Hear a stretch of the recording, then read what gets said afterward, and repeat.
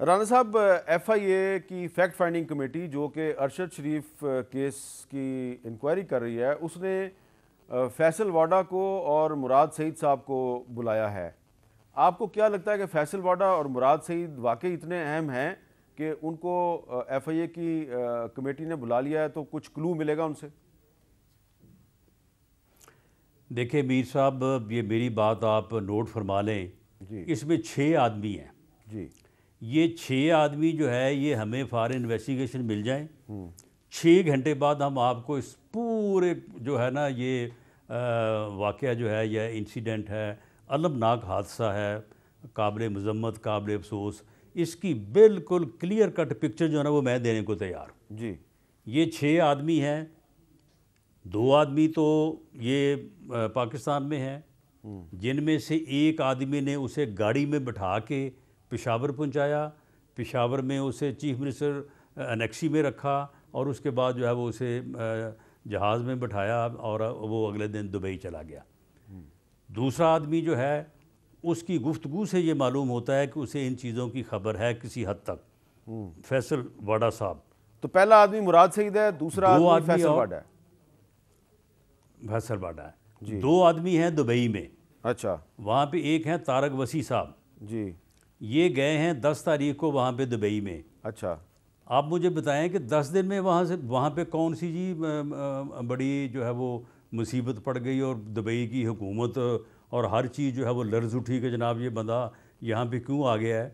تو تقریباً کوئی چوتھے 5ویں دن طارق وسیع صاحب جو ہیں انہوں نے فون کیا اس کو، وقار کو، جو کینیا میں، کہ بھئی اس بندے کا جو ہے وہ آپ سپانسر بھیجیں تو ہم نے آن لائن ویزا لگوانا ہے۔ آن لائن ویزا جو ہے وہ میر صاحب کم از کم 3-4 دن کا جو ہے نا وہ کام ہے، ایسا نہیں ہوتا کہ آپ نے آن لائن ویزا جو ہے وہ 10 منٹ میں لگ گیا۔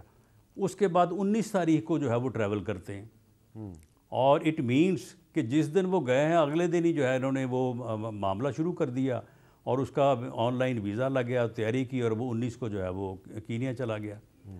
اچھا، اس کے بعد وہ جہاں پہ گیا، وہ بندے جو ہیں وہ بندے بڑے بلینئر ہیں وہاں پہ، وہ بڑے ویل کنیکٹڈ ہے، اور وہاں کے جو پولیس ہے اور وہاں پہ جو آرمی ہے، انہوں نے جو ان کی رینج ہے، فائرنگ رینج، وہ وہاں پہ باقاعدہ اس سے استفادہ کرتے ہیں یہ لوگ، اور وہ بڑا وہ ان کو چارج کرتے ہیں۔ وہاں پہ ان کا کنسٹرکشن کا بہت کاروبار ہے، تو یہ ایسا نہیں ہو سکتا کہ ان کی گاڑی جا رہی اور ایسے ہی ان کے اوپر جو ہے وہ کوئی فائرنگ جو ہے وہ کر دے۔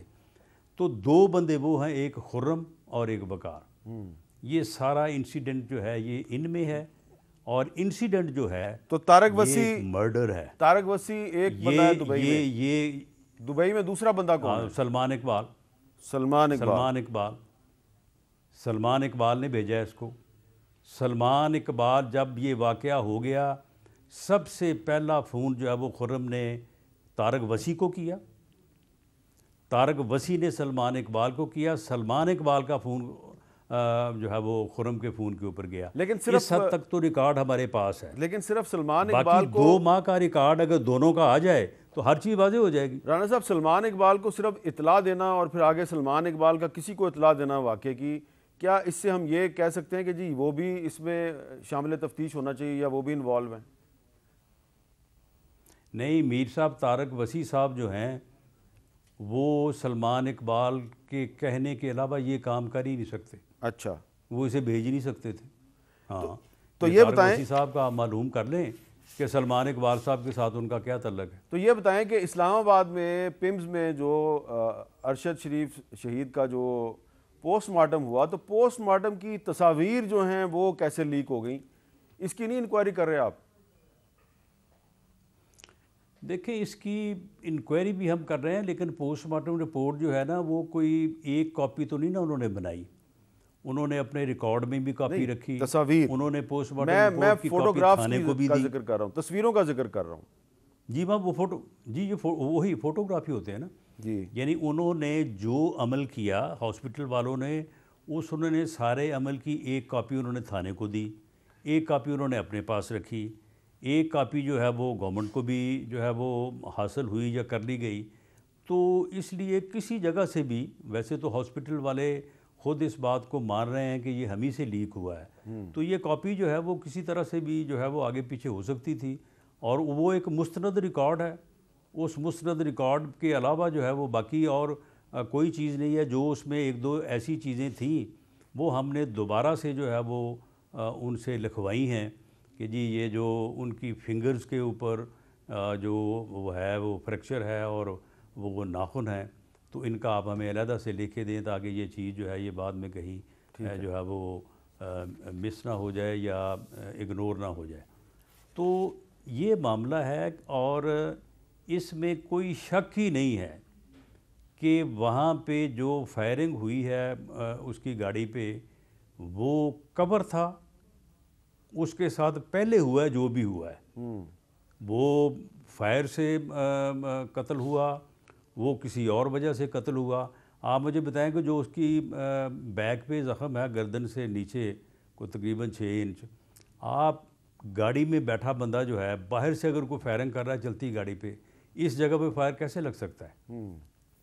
ٹھیک ہے. تو یہ ساری چیزیں جو ہیں یہ مرڈر جو ہے یہ ثابت ہے. یہ 6 بندے، میں بالکل کسی کو میں ملزم نہیں کہتا، لیکن میں یہ کہتا ہوں کہ یہ 6 بندے جو ہیں اگر ان کے بیانات اور یہ شامل تفتیش ہو جائیں تو بھلے جو بھی ملزم ہے وہ جو ہے وہ یعنی یہ کیس جو ہے یہ سارٹ آؤٹ ہو جائے گا. تو اب ہم نے دبئی بھیجا ہے اس ٹیم کو کہ وہ طارق وسیع صاحب کو، جب تک وہ ملزم ثابت نہیں ہوتے وہ ہمارے لیے صاحب ہیں، اور سلمان اقبال صاحب کو جو ہے وہ انٹیروگیٹ کریں، اور انٹیروگیٹ کرنے کے بعد جو ہے وہ ان کی ایک کویسچنر ہے وہ تیار ہوا ہے، اس کا جو ہے وہ جواب دیں. اب سلمان اقبال صاحب جو ہیں وہ کوشش یہ وہ لندن چلے گئے ہیں، اور کوشش وہ یہ کر رہے ہیں کہ جو والدہ صاحبہ ہیں ارشد شریف کی، ان کو فوری طور پہ جو ہے نا یہ ویزا لگ جائے اور وہ ادھر لندن پہنچ جائیں. تو ہم بھی اس حد تک ان کی خبر رکھتے ہیں کہ یہ کیا کر رہے ہیں. تو اس لیے معاملہ یہ ہے کہ ان لوگوں کو چاہیے کہ یہ اپنا ورژن دیں، جو ان کے پاس جواب ہے وہ دیں. اس میں اگر بے گناہ ہے تو بالکل یہ بے گناہ ہوں گے.